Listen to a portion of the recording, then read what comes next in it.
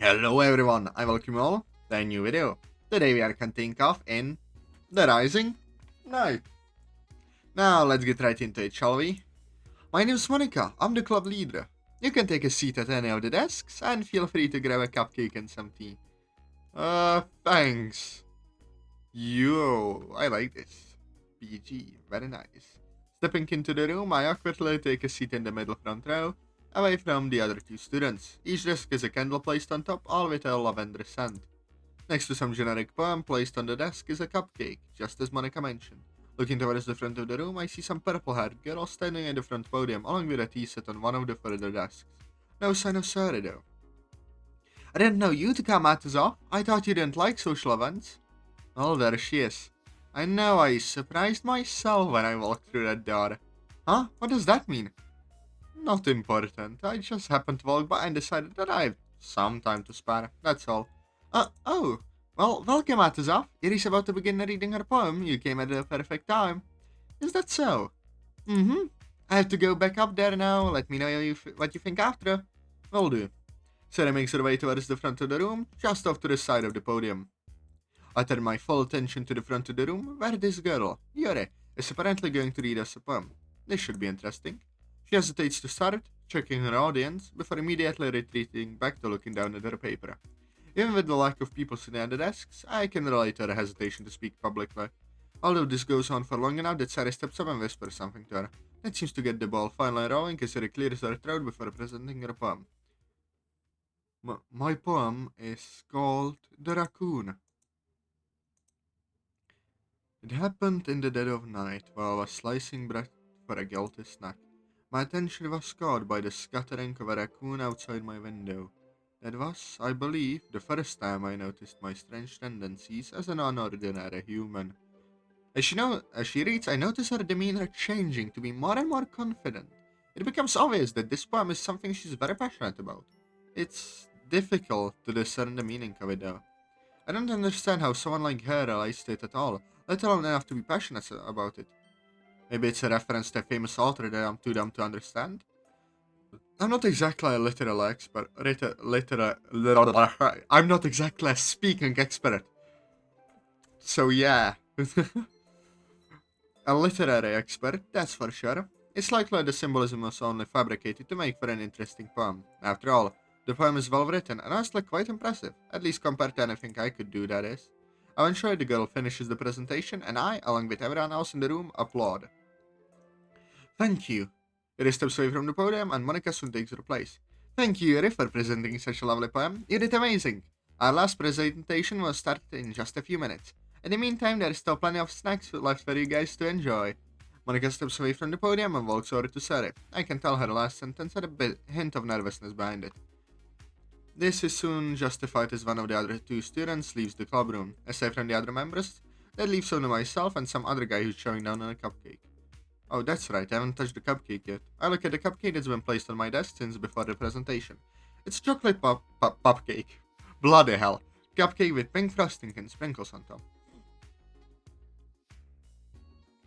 The design is a little girly, but I guess it's the taste which matters. I open up the wrapper and can't help but feel peering eyes across the room. I first assumed it's from Sarah or something. However, I notice she's still talking with Monika.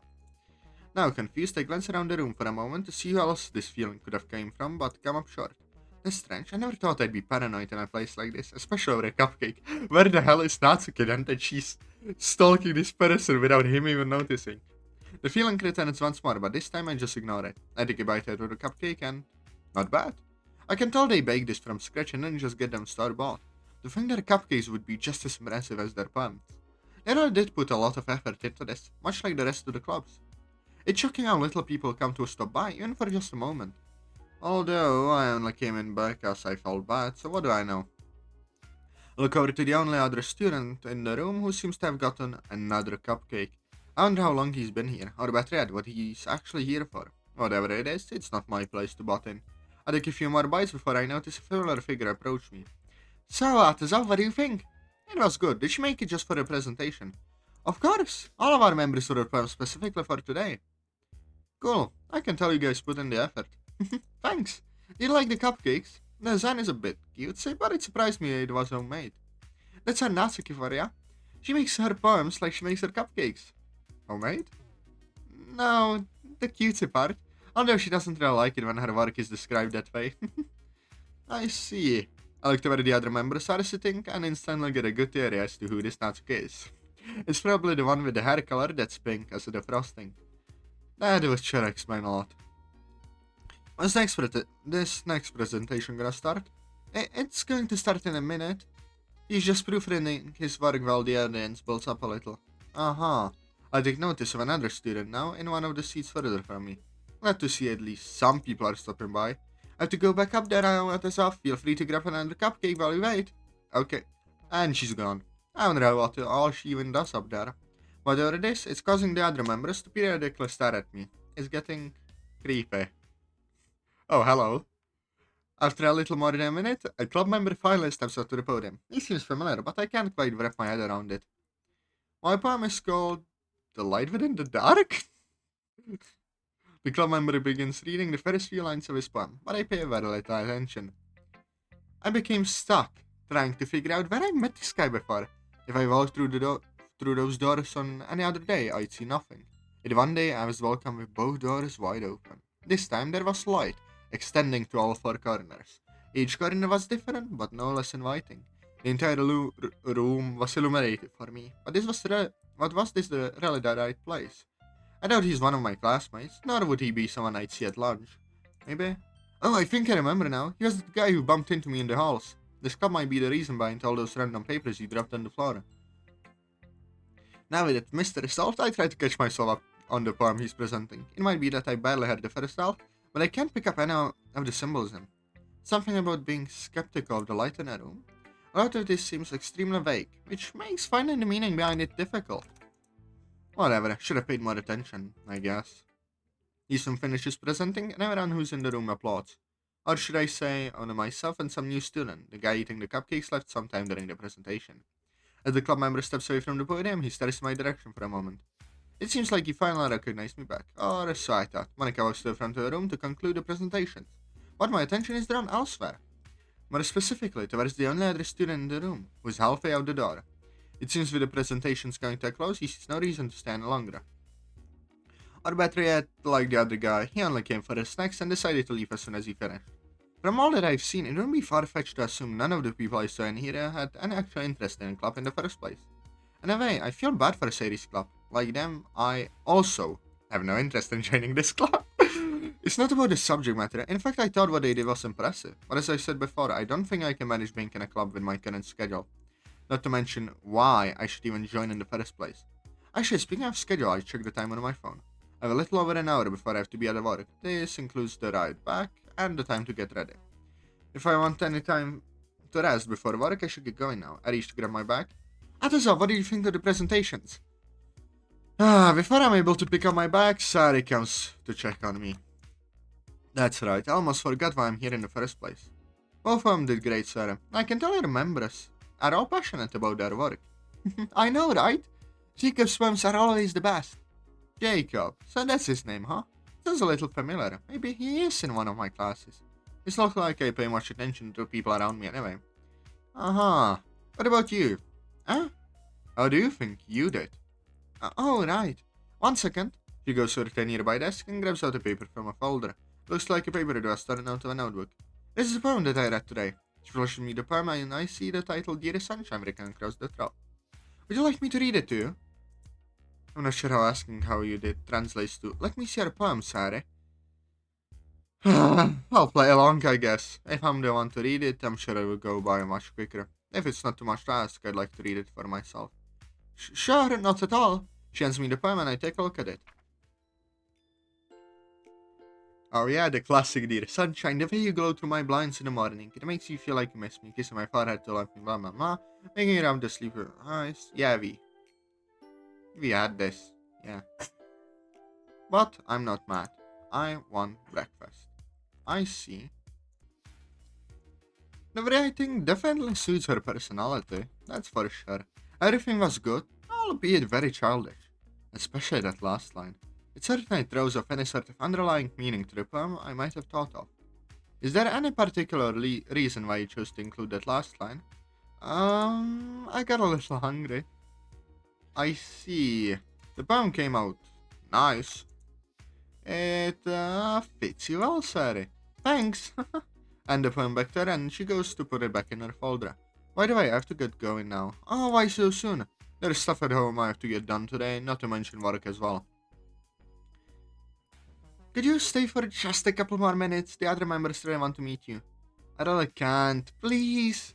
She gives me this sad, puppy-eyed expression, attempting to persuade me to stay. That trick doesn't work on me. I have to go now. Sorry. Ah. Well, thanks for stopping by. It means a lot. I grab my bags and get over my right shoulder.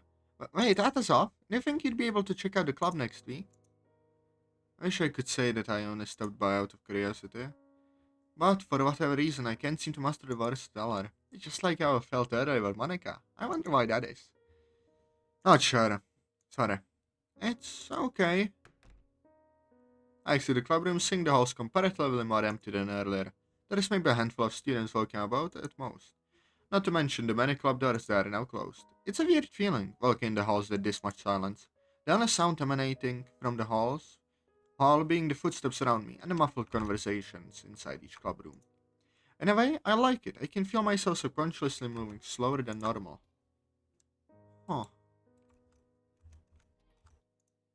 I wish this was the way school was all the time. Before long, I make it to the bus stop where there isn't a single other student waiting. It's strange, but I sit down on a nearby bench anyway. Thinking about it now, this entire day has been a little strange.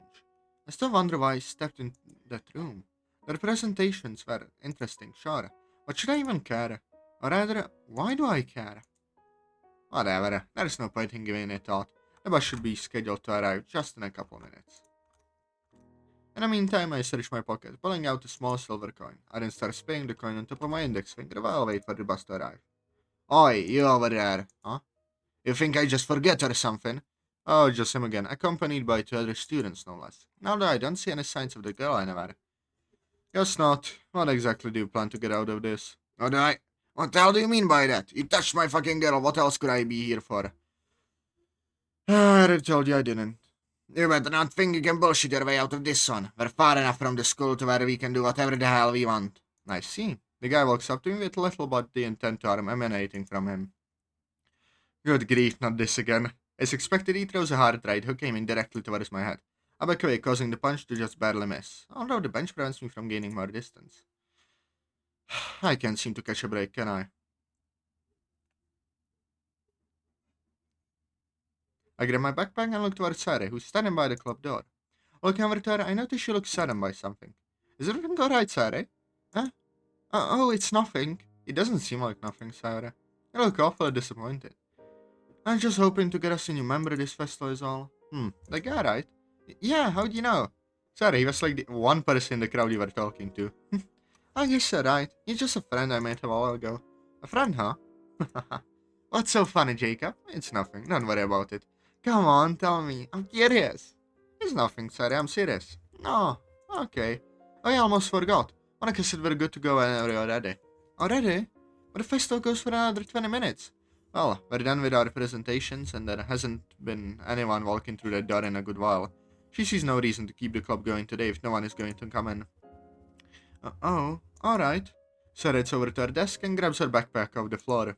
She still looks a little bothered by something, but smiles after saying her goodbyes to the other girls. Soon she walks back over to me. You got everything? Mm-hmm.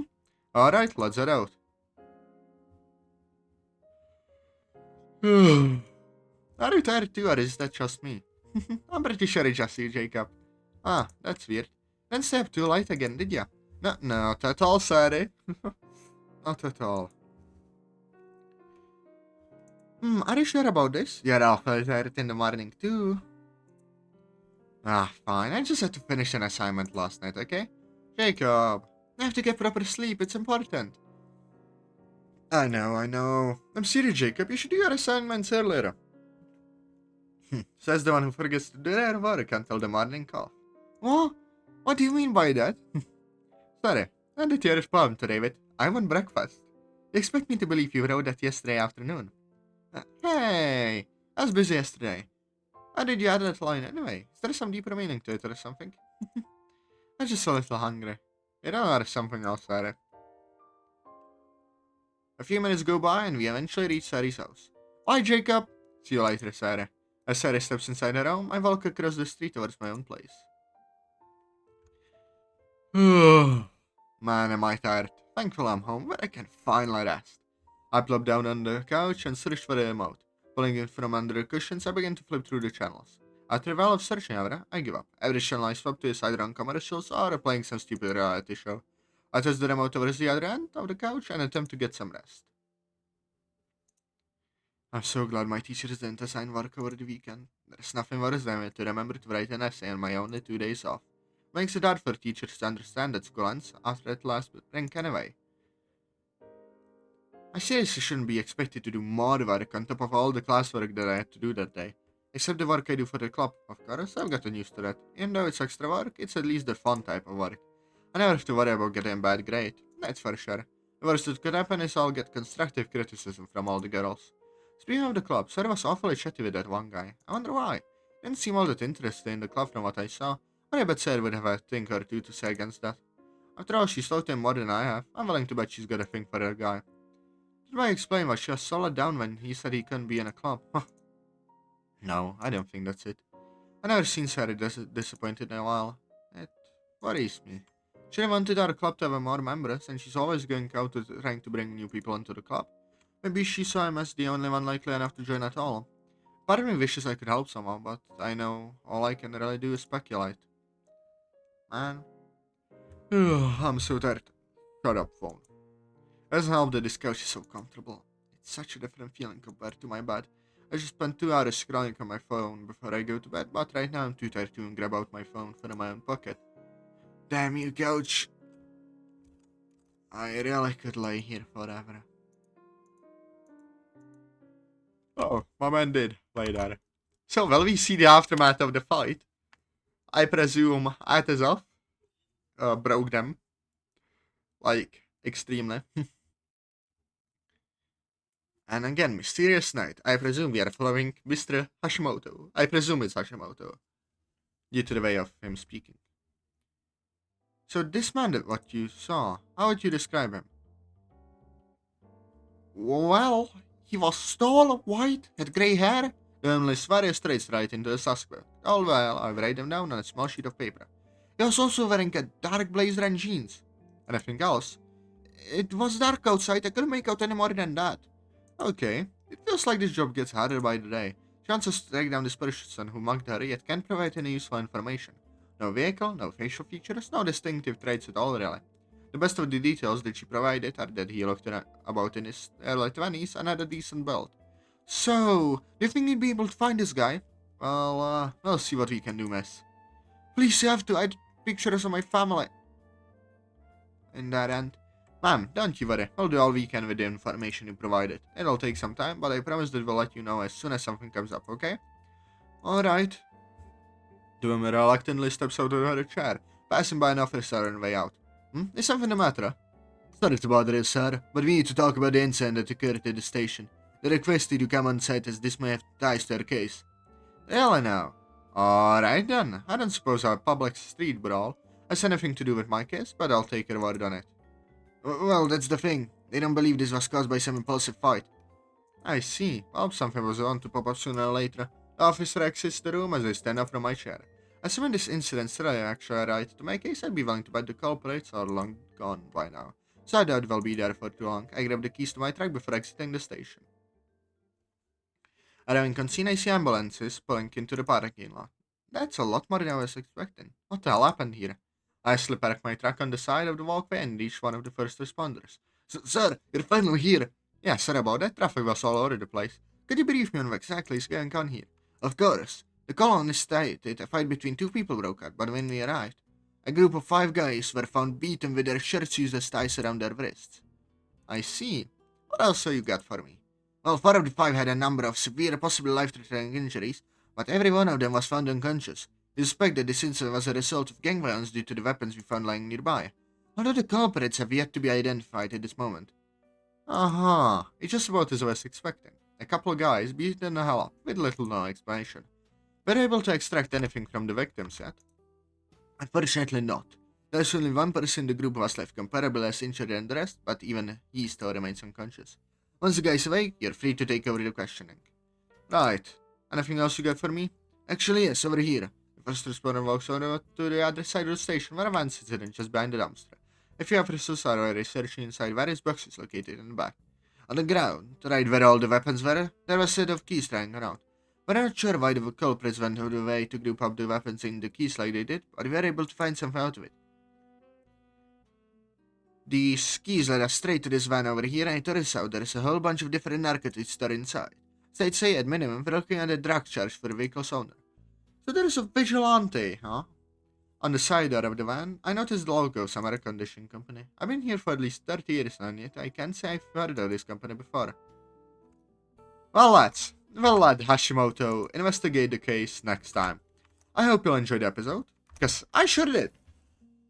The Rising Knight is slowly but surely really building up. I'm getting quite excited to see where this goes. I wonder how they plan to handle the routes when we got two MCs. I presume that Atazoth will get a bit more focus, at least so far it seems like it. But yeah, Spirit, so far I'm very intrigued by your work. Now, press like, comment, subscribe, and I'll see you later. Bye bye.